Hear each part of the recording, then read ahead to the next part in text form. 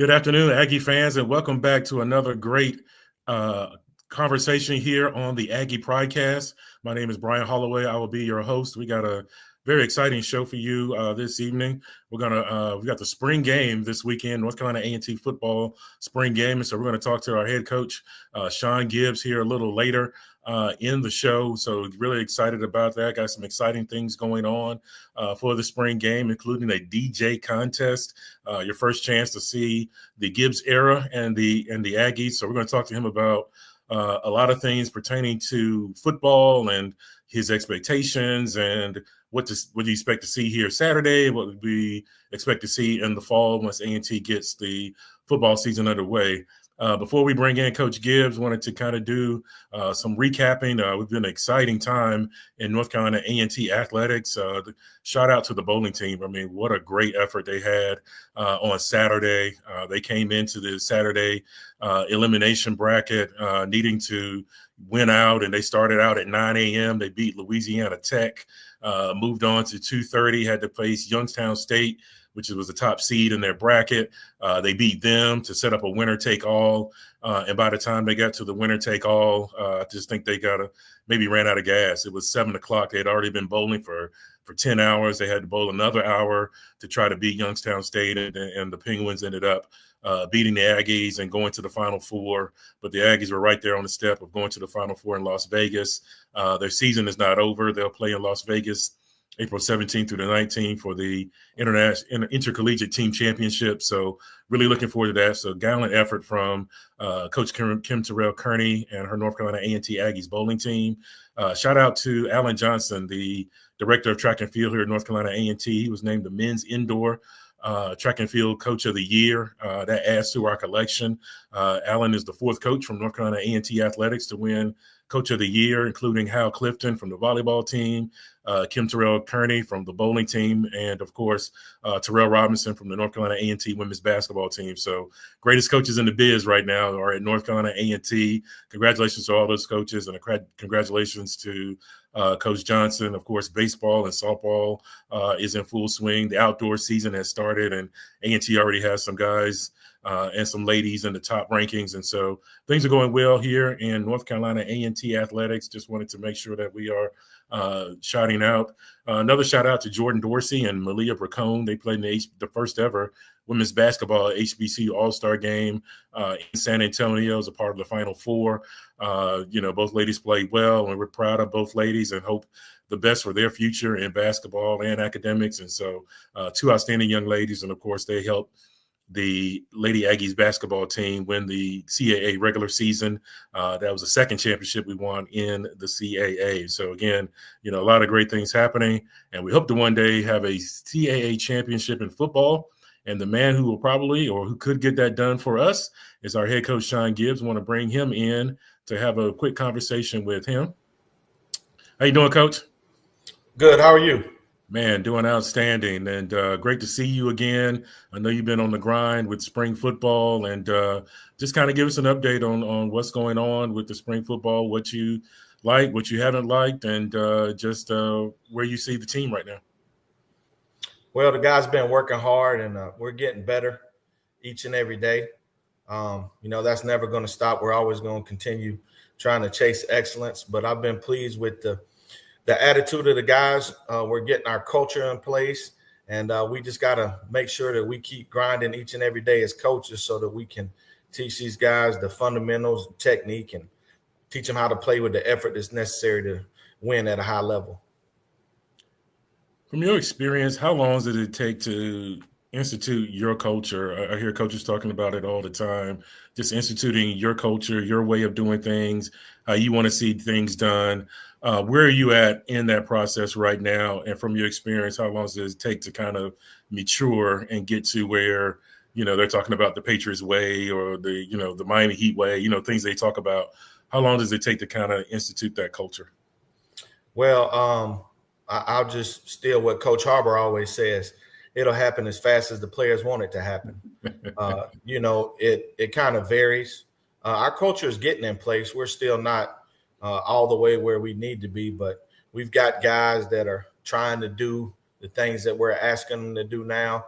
Our attendance in study hall has been good. Our attendance in the weight room has been perfect. And these guys are slowly but surely buying into the way we want to do things. And that's just simply to try to do your best in everything that you do. Yeah, no question. Do your 111th. That's kind of what I remember from back in the day. And certainly it is great to see that culture coming back into it. What does Coach Harbor bring to the table? Heard some good things about him since he's been back, and just heard the discipline. The level of discipline has been raised. Just kind of what does he bring to the table to your football program? I think that's where it starts with. He's a coach that's going to hold each and every individual in our program accountable. Nobody's going to get away with anything. So it starts with the discipline that he's putting forth in the weight room. And then also something that I love about Coach Harbor is his energy. His energy is great each and every day. He always comes out bouncing around like he's a young coach. Coach Harbor's 50 now, but he's still bouncing around like he's in his 30s. So he brings that each and every day. And then he's been through it. He's not one of those coaches that's just telling you what you need to do to be an All-American or telling you what you need to do to be good and be a leader. He's done those things. So he's leading by example is something that he's done before. And I'm extremely excited about where he's going to take these guys. No question about it. And you 50-year-old guys, man, I always admire you guys, because you already got 10 years on me now. But no, Coach Harbor is certainly very experienced. Has there been any surprises for you since being back here in Aggie Land? I mean, you're well known. People know who you are. It's just kind of like a reunion it has been. But is anything that's kind of thrown you off, or has it pretty much been kind of the way it was when you left it? Well, everybody asks me that all the time. How am I adjusting? It was an easy transition. The only thing that's different is, we haven't been winning like we did in the past. So, we got to do our best to get back to those ways. But I've settled in. It's home for me. I was here for over a decade. So it's nothing new to me. So there's really been no surprises as far as anything operationally or how things are done. I've been pleasantly surprised, though, with the buy-in from the team. I thought it would take a little longer. Still not where we need to be, nowhere near where we need to be. But these guys are buying in, and they want to win. We just got to teach them how to win. What goes into that formula of teaching young men how to win? Is it just a matter of getting them on the football field, getting them against competition, and just kind of having them learn those lessons the hard way? Kind of what goes into just kind of getting them to that process where, it's a winning program? Well, it starts way before we ever hit the field. It starts in the weight room. It starts in the way we condition this summer. It started with spring ball. We're going to have our 13th practice tomorrow, and then we'll finish up on Saturday. So it's just about bringing it each and every day and understanding that you don't have any time to waste. As coaches, we have to be patient, but at the same time, we got to operate with a sense of urgency.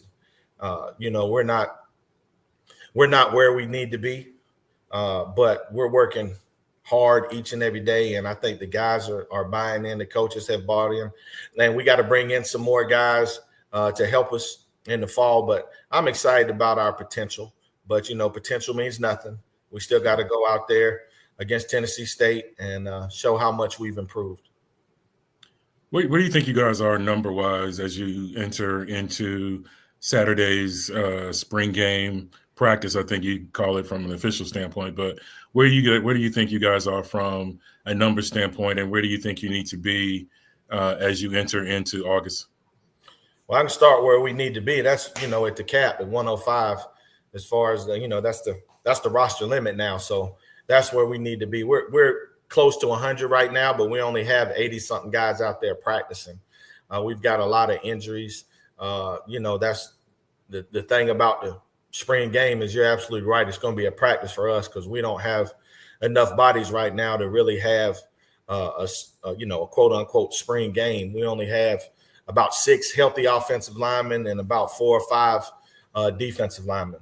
Some of them are injured and some guys just couldn't live up to the expectations. So they had to find somewhere else to play some football.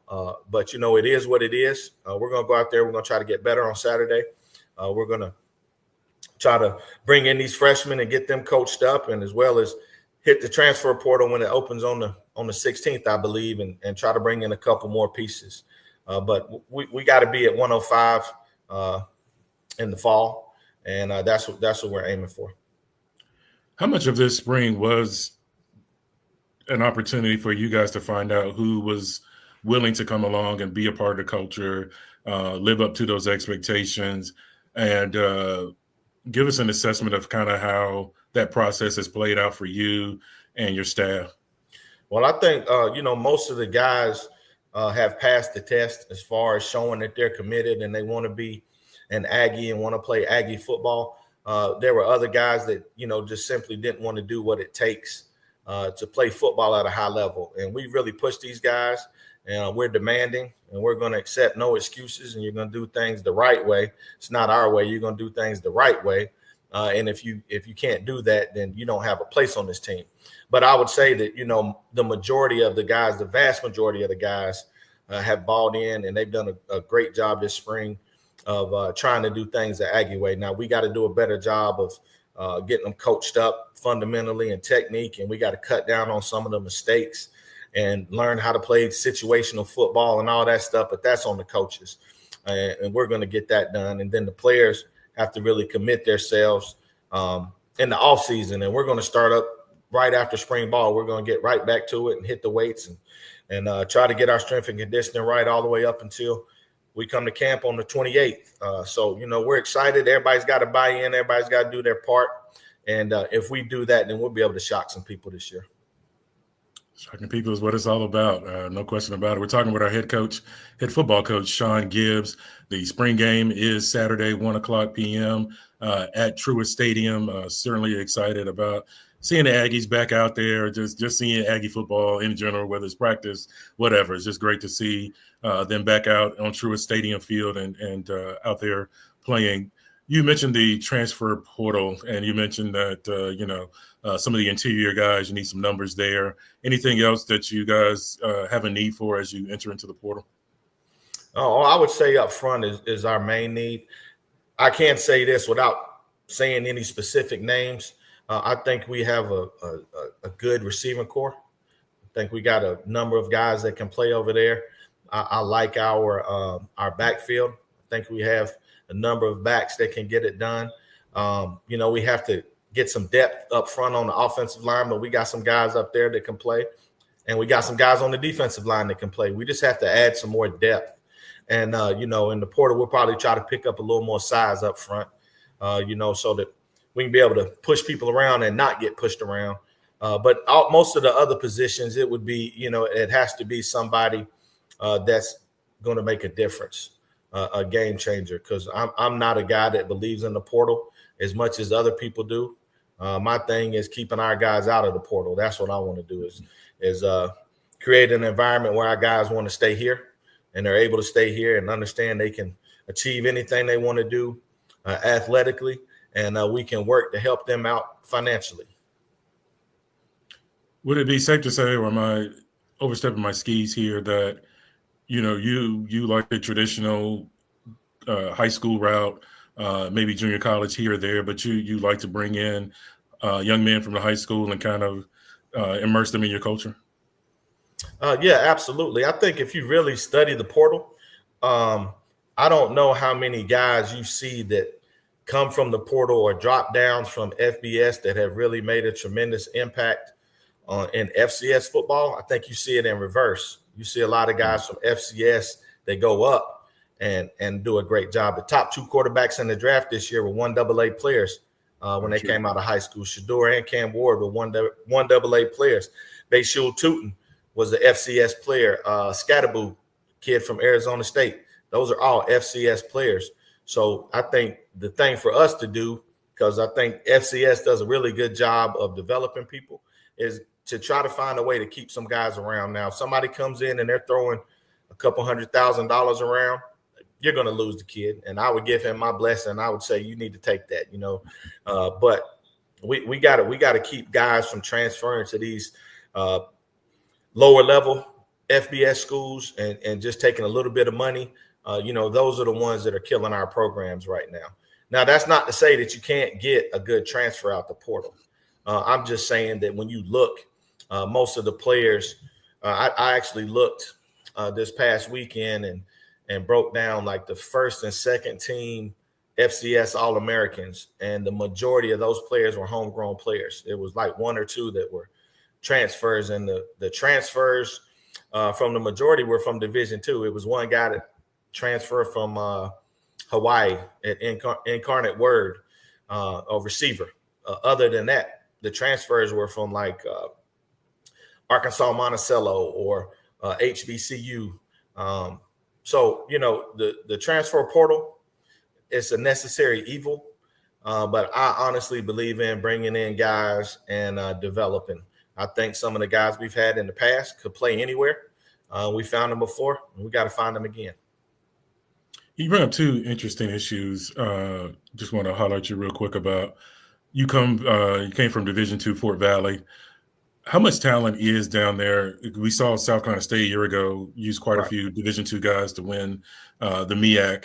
How much talent is down there on that Division II level? Is it overlooked a little bit? You spent some time down there. Can you find some diamonds in the rough down in that level that can help you on the FCS level? Yeah, that's what I think it is. You can find diamonds in the rough. There's a big difference between FCS football and Division II football from an overall talent perspective. But you'll find that when a guy down there is really good, he can be really good anywhere. We got a transfer we brought up with us, Tim Alderman from Fort Valley, who can play. He could play anywhere, and it's quite a number of guys down there at the Division II level that can really go. I think Mercer had a running back transfer in from Lenore Ryan last year, and he lit it up in the SoCon. So it's a lot of talent. It's a lot of talent. You just got to make sure you're getting the right ones. And, for me, it's not all about talent. It's about, what kind of person is he? Does he fit into our culture athletically, academically, and socially? And if he can do those things and he can play a little bit of football, then we can try to give him a chance. No question. Secondly, you brought up Tootin. Just wondering if you've had a chance. He made a lot of news a couple of weeks ago at the NFL Combine with his 40 time, and a lot of people speculating that he's gonna get drafted third, fourth round. Have you had a chance to talk with him? Certainly, he lit up things for here at North Carolina A&T his sophomore year. 275 yards against Campbell. Just had an outstanding season that year. And just talk about him a little bit and just the kind of special kid he is. Yeah, I mean, and I think the guys that are in the program now can see the type of bond that Aggie football has. Tootin's been at 2 or 3 practices this spring. He's been down a couple times, and he's kind of a low-key guy. He ain't trying to be seen and all that stuff, so he kind of plays the background. But he's been down here again. I've talked to him, and extremely proud of him. And, my personal opinion is he should go higher than the third round. The guy was the fastest running back at the combine and the strongest. He did more reps than anybody, and he had a 40-inch vertical. So he had the highest vertical jump, which shows explosion. He had the highest bench press numbers, which shows strength, and he was the fastest, which shows speed. I don't know what else you guys need to see, and he's been productive, and he can return kicks. So come on, NFL. He needs to be second-round draft pick. Minimum. I'm with it. Just as long as it doesn't go to the Cowboys, I'm totally 100% behind it. No question. First round, as far as I'm concerned. Certainly he did an outstanding job for us here at North Carolina A&T and will always feel like he's an Aggie, so no question about it, and root for him all the way. You talked about coaching them up, and you've had quite a few Tootins, Cohen, Jermaine, Cartwright, all of those guys, and probably most of those guys not highly recruited. What goes into building a football player to where he's going to be able to produce for you? Well, I think number one, they got to have something special inside of them, and all those guys did. When you talk about Tariq and Maine, Tootin, those guys have supreme confidence in themselves. And that's where it starts. You got to believe in yourself before anybody else can believe in you. And then, from that point, it's just about trying to push them out their comfort zone and let them know that they can achieve anything that they want to be, and holding them accountable, and doing your best to make sure that they're doing the right things. And then I think the most important thing when coaching those good running backs is to get out of their way. Don't overcoach them. I mean, it's a natural position. And our job as a running back coach is to get them to the line of scrimmage, tell them where their eyes need to be. And then from that point, let God take over. Talking with head coach Sean Gibbs. Shout out to Dominique Frescura, former punter here in North Carolina, A&T, listening to us on the podcast. We got William E. Levette. I think he wants your sweatshirt. I think he said we should sell that at the bookstore or something. So okay. Your sweatshirt is getting a lot of love. There it is, a very nice sweatshirt. So no question about it. And Guy Jeter listening with us. He thinks Tootin should go to the Cowboys. So I guess we kind of disagree on that. But no question about it. Thank you guys for listening to us here on the Pridecast. Coach, your quarterback room, I think that's going to be probably a topic of conversation once the spring game is over. Once folks start asking you questions, what does that look like for you guys? I know we still have KJ in the fold. I believe Austin Hooker has come back into Aggie land. Very glad to see that legacy guy back into the program. But what does the quarterback room look like for you right now? Well, it took a major hit this spring. Austin, unfortunately tore his ACL. So that was a big hit for us, because I really liked the progress that he was making. He had a good command of the offense, and he's as good of a leader and a kid as I've ever been around. Mm-hmm. So, that hurt us. But I think Kevin and Braxton give us two guys that can play the game. They kind of do it in a different way. I think Braxton is a guy that can really beat you with his arm, and he's agile and mobile enough that he can pull the ball down and beat you with his legs as well. And I think that Kevin is a guy that is just dynamic with the ball in his hands. I mean, he's fast. He's as fast as any other quarterback in the country, and he's gotten better throwing the ball. Now, we do have to improve some accuracy and some decision making from both of those guys, but I'm confident in them. But at the end of the day, it comes down to can we protect for them? Can we establish a running game? Can we make tough catches for them and allow them just to be facilitators and not have to win the game for us? Do you plan to bring anybody else in to compete with those young men? If we can find the right guy, absolutely. No question. You mentioned your running backs a little bit. Of course, you got your claim to fame by coaching some really, really good running backs. What do you see out of your running back room? I feel good about it. We need somebody to really step up and take charge. I don't know if anybody's really separated themselves from the group. There's been some guys that had some good days and have flashed and showed some promise, but nobody's really separated themselves, and that's what I'm looking for. But I think Wesley Graves, he's proven he's a solid, reliable guy. But like I told the coaches and I told Wesley, we don't do solid and reliable around here. That ain't good enough. We're trying to be the best. But Wes has done a good job for us. JT, transferred from Wofford, has came in and made some plays. Now he's the guy that can do a little bit of everything. He's a tough kid. He'll put his face in the fan and block. He's got great hands, not good, but great hands and great ball skills. He's an elusive runner. Jalen Hicks is a guy that, I think has some dynamic ability, and we got to get the most out of him. And then Blizz, last but not least, is a guy that's been solid for us and made some good plays this spring. But we got to get all those guys to get better. But I do think as a group that's a pretty solid running back room. No question about it. Blizz had some pretty big runs for us a year ago. Hicks, another legacy guy that could perhaps, step in and do some things. So it sounds like, that's a pretty good room there. Jamie Bell is joining us, and he wants to know about the receiver. So I guess they're the next up to bat in terms of, from a receiver standpoint. How does things look for you guys? I'm really excited about the receivers. We got quite a few guys over there that can make plays. The room has everything that you need in it. It's got some size, got some height, some guys with some catch radius. They're willing blockers. They come out and they compete each and every day. And we got some guys that can make some plays in the slot.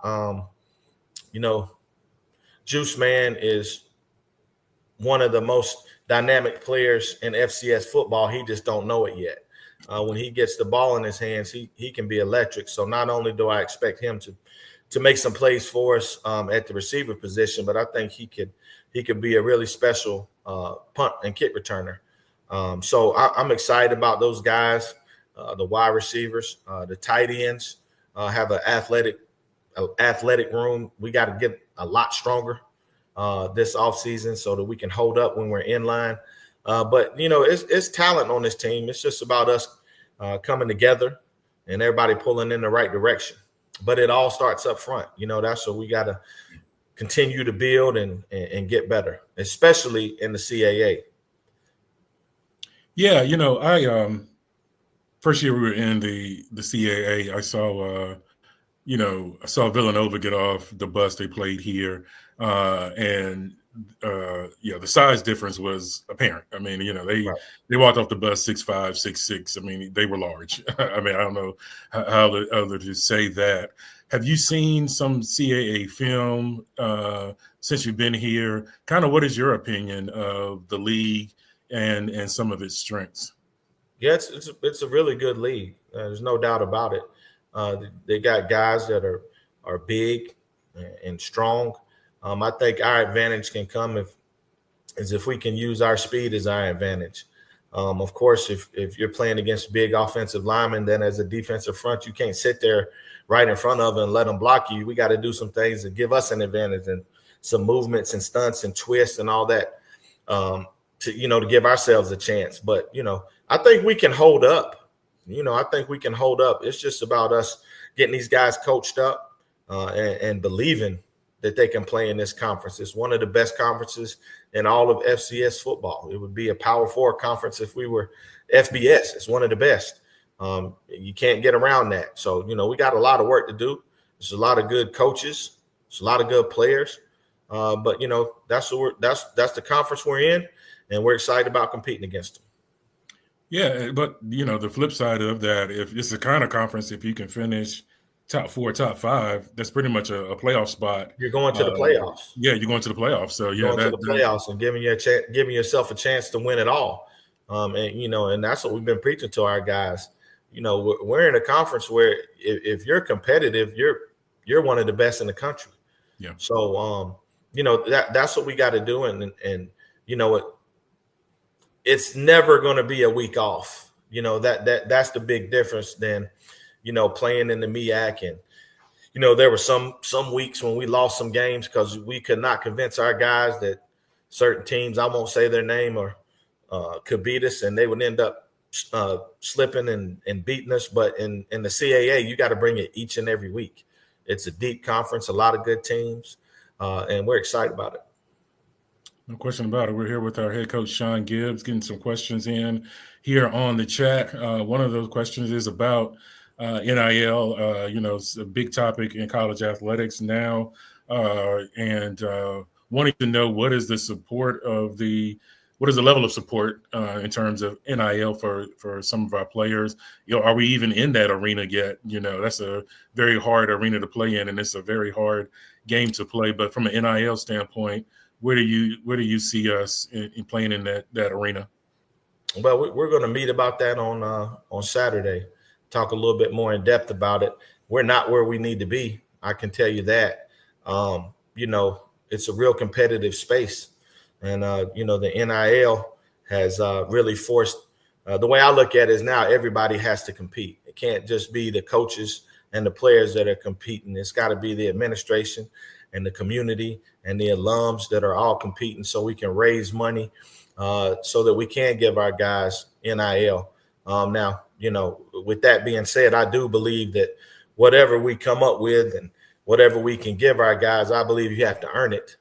I don't want to get in the habit of just trying to give money away just to be giving it away. it started off as supposed to be pay for play, and you got to play at a high level. And if you play at a high level, I believe you deserve to be rewarded. And honestly, that's the only way we're going to be able to keep our high level kids is by rewarding them financially. So we got a lot of work to do there. There is stuff in place right now currently, but we got to get it better. Could you see yourself, because, just knowing you over the years, you got to earn it kind of guy, but do you see yourself playing the NIL game with incoming freshmen, high school kids? Well, Brian, to be honest with you, I don't know if I can answer that question honestly, because if you ask me right now, I would say absolutely not. What am I going to give you? We're not. This isn't LSU and Maryland where we just got to throw a whole bunch of money at you guys. Incoming freshmen on this level typically aren't getting paid like that. So I can't see myself doing it right now. But if that's the landscape and that's what we have to do, that's what our competitors in the conference are doing, then we got to compete. Yeah. Question from EB here. She wants to know if there's anything fans can do other than financial support to uplift the guys and make sure they're doing well. Just kind of wants to know what they can do from, a standpoint other than finance. Well, yeah, I mean, absolutely. I talked to the guys on Saturday, and I let them know that I think a big thing that we have to do as a team is we have to heal. Everybody talks about team bonding, but I'm talking about team healing because these guys have been through a lot the past 2 years. So I would say one thing that the fans can help with is stop bringing that up. We've moved on. It's a new year. Let's stop putting that in our guys' heads. We're trying to move on to bigger and better things, and we don't need to talk about what happened in the past, the good or the bad. We need to live in the moment and encourage our guys and let them know that we're behind them and we're going to support you through thick or thin, through good and bad. We're here for you. And that's the thing I think our fans can really help our guys with, and just let them know that we love you and that Aggie Pride is real. Wow, what a solid answer. That's a really good answer. Another question about offensive coordinator. You've got Coach McGee coming in this year, and fans love to know offensive philosophy, and those type of things. But what have you seen from him so far? And in terms of trying to improve this A&T offense. Coach McGee's a star. I said it before, and I'll say it again. And 2-3 years from now, I think the world will know. He's a bright young coach. He's got good energy. He really cares about doing things the right way. And he's learning just like the rest of us are learning. Our philosophy is really, really simple. And, I hate to say it like that, but score more points than our opponent. And we're going to do that however we can. So what we're going to do is we're going to cater our offense around what we do well. And right now that's yet to be seen. We still don't know. We're through 13 practices, but I don't know if 13 practices is enough to really evaluate who we are and what we can do, especially when we haven't had 13 practices of a fully healthy offense out there. So it's kind of been a little mismatch and trying to plug in guys. So once we can get some continuity, I think we can begin to establish who we are as an offense. But, in today's offense, Coach McGee and I just had a conversation today. Really, everybody's running the same stuff. It's just about when you call it, how you teach it. And then the most important thing is getting the ball to your playmakers when the time desires. Do you feel like you guys are on schedule right now? Do you feel like you've accomplished what you wanted to get out of the spring as you guys go into the August camp? Because you mentioned there's, you got some shortage in players. So how important has the spring been, and how important would that August camp be for you guys as you transition into Tennessee State? What's going to be very important. I told the guys the other day, we only have 27 more practices left until we play. You get 15 practices throughout the spring, and we're on number 13 right now. And then 25 practices during the fall before your first game. So we don't have a lot of time, but I am pleased with the commitment that the guys have shown. These guys are doing stuff on their own now. I don't know what they did in the past, but I heard it wasn't a lot of that going on. But you catch these guys working out on the field on the Sunday, and days we're not practicing. They're spending the time in the film room. They're getting extra work in the weight room. So I'm excited about where they are. Our thing is though we're going to stay in the process. I call it pounding the stone. We're just going to come to work each and every day and try to get better. We're not going to get focused on outcomes. Outcomes are a distraction. We're going to stay in tune with the process and just keep working each and every day. And it'll take care of itself. No question about it. This Saturday, the A&T spring game, always exciting time for North Carolina A&T fans. They get really excited about, being able to see the guys go out there and play and do those kind of things.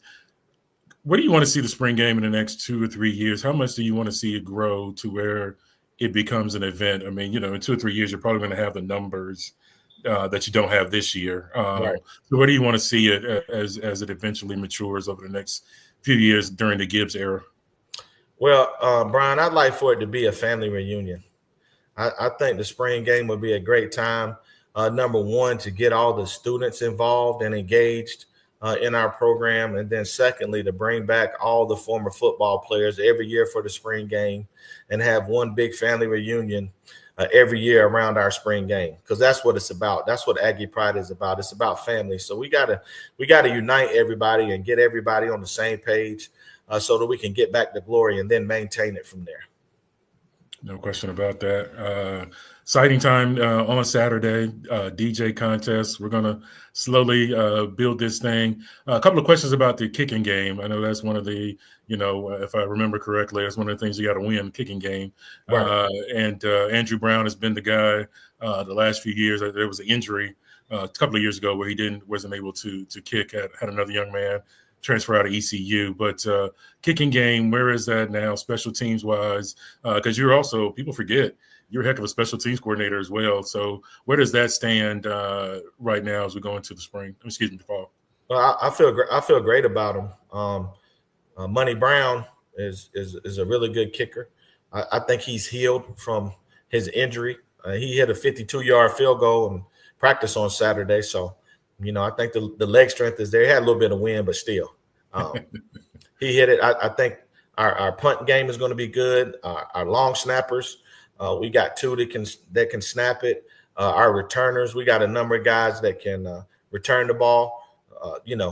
Start with Monty, and then we're going to have Aaron Harris back next year. So I feel really good about our kicking game. We got to get them coached up, but we have the pieces as far as our kicker, our punter, our long snapper, and our returners. Now it's just about building around those guys. No question about it.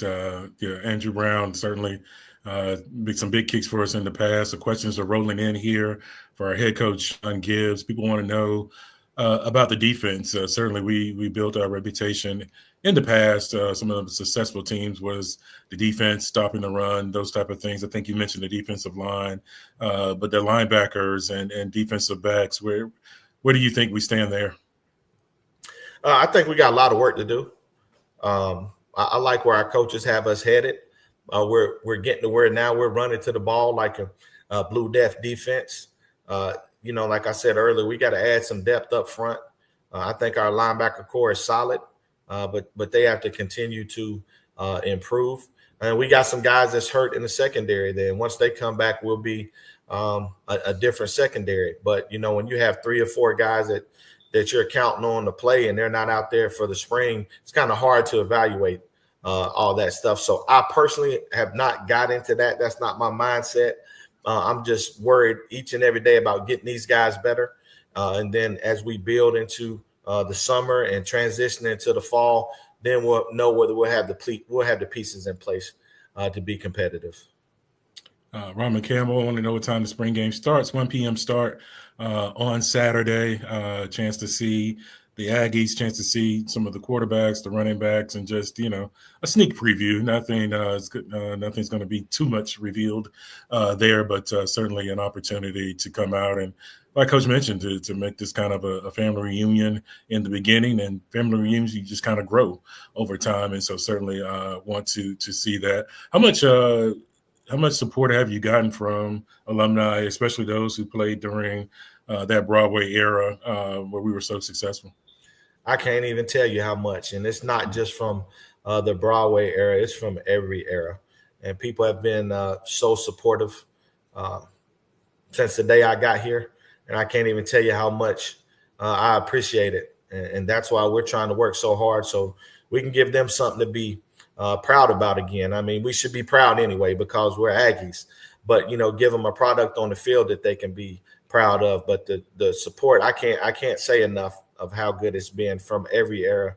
And, I'll say it publicly again, we invite all the old A&T football players to come out and meet the guys and talk to them. You're always welcome. You don't have to call, just show up. And, we're going to know most of you, but the ones that we don't know, just introduce yourself to us and let us know when you played, who you played for, so that we can get you with everybody else. Because it's about bringing all the guys back, no matter what coach you played for, no matter what area you played in. It's all about Aggie football. Yeah, and it just appears from the outside looking in that you've really been open about folks being able to come out and look at some practices and mingle with the guys. How important is that to you in terms of part of your process of building this program? That's one of the most important things. I think that's really going to help with the culture because these guys got to understand, and I think they do, that the majority of those guys they're not going to the NFL, but you're going to be a pro in something. So you need to meet people that came from where you came from, and you can see all the successful guys that we've that came through this program in all the eras, and then you got a chance. So it's about networking. For life after football, and then sharing all the war stories and hearing how they were able to win championships and how they were able to win games, and then hearing from some of the guys that went through from some of the tough times in Aggie football history and talking about how they got through it. So it's about the information that all of our Aggie alums can give our young guys that can help them as they grow.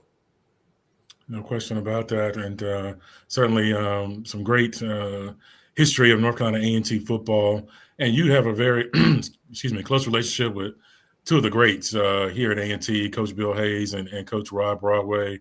How much do you take from those guys, and how much do you take from them that you kind of move and finagle to something that fits you? But kind of what are some of the things you've taken from those two coaching legends? Well, I take everything I can from them. I know that I can't be either one of those guys, so I have to be authentically myself. But some of the organizational stuff, some of the sayings, some of the philosophies, a lot of them came from Coach Hayes and Coach Broadway, as well as Coach Washington. So I've been fortunate enough to work for some greats, and I still communicate with those guys. I talked to Coach Hayes today about his golf tournament. I'm all about having all the greats come back. We actually in the office put up some more memorials for Coach Forte and Coach Washington. So when people come through, they don't just see Coach Broadway and Coach Hayes. They can see all the great coaches that we've had in our history. But like I was saying, it's been tremendous for me to get to learn from those guys, and I'm just fortunate that I still have a relationship with them. And let me say this about practice. I don't know if the guys appreciate it, but just about every day, if I played running back at A&T, just about every day at practice, I can look over and I see Mo Hicks watching our practice, and I see Tariq Cohen watching our practice. If that don't motivate you, I don't know what will. Two pros, no question. Two pros, two of the best to ever do it. Yeah. Shout out to running back you, no question about it, man. Mo Hicks, Mo Smith, Tariq Cohen, right. Jermaine Martin, man, Mike Mayhew. The list just goes on and on. You're going to leave somebody out because it's James White. Yeah. Michael Bass Knight, Reggie Shufit. Yeah.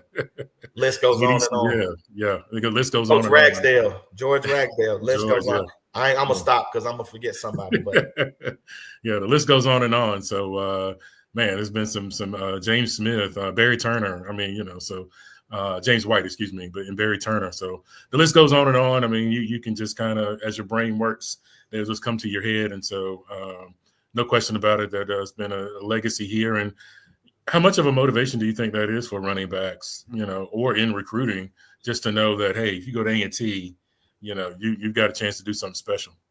Yeah, I mean, and it's for all of our guys. We had Curtis DeLoach come out and he talked to our guys last week or a couple weeks ago, well, recently. So, not just the running backs, but at every position. It's guys that have played pro ball and done great things to come from here. So not only is it great from a recruiting standpoint, but it should be great from a motivational standpoint to let our guys know that if you work hard enough and you keep God first, that you'll be able to make it just like they did. No question. Shout out to H.E. Roy. He brought up Stoney Polite, another member of the running back U. So, yeah, you can just rattle those guys off one by one because they've been great. And certainly Curtis DeLoach. Shout out to Brandon Parker, still in the league and still doing his thing. And so Daryl Johnson, another guy, MEAC Defensive Player of the Year. So some guys who have done some great things here in North Carolina A&T. Wallace Miles, he's coming out to talk to the team a couple weeks. So, we want all the greats of the past to come back and join the program and help us get this thing where it needs to be. You spoke about the program and you spoke about just kind of laying off the past a little bit. But for fans, it's, we know this all too well. It's about the W's. As you go into this season with the past 2 years totally behind you, or how much does the last 2 years affect this year, in your opinion? Or is it just like, man, we're just wipe the slate clean and we want the fans to wipe the slate clean? We just want this whole thing to be wiped clean. How do you go about that process? Well, I don't mind the fans, bringing that up to me. I'm just saying that let's let the players move on. We gotta let them move on. As coaches, that's part of the job. You got to take the good with the bad, and we know when things aren't going well that the coach has to wear that. So I don't mind that, but the past 2 years will have no bearing on my mindset. There's no excuses. We're not thinking about the past 2 years. This is a new team, so we got to go out and we got to show that we're a new team, and we got to work our butts off each and every day so that we can prove on the last 2 years. Man, great conversation with Coach Gibbs. Really enjoying this. Want you to come out on Saturday at 1:00, the spring game. Show your support. Really, that's really the main thing, is just showing your support as we try to get this thing geared up and get it right back on track. And so the support would mean everything. Coach, you got a one last message for Aggie Nation out there? Well, I just want to say again, thank you guys for all your support. Like Brian said, come out and support us on Saturday. Keep your expectations to a low, because you're not going to see a spring game. You're going to see, practice with a little scrimmage at the end. But nonetheless, come out and support us. Come out and meet the guys. Come out and get to know our guys. And let's get this thing back on track. We're not far away. We have to be patient, but we have to have a sense of urgency. And Aggie Pride. Aggie Pride.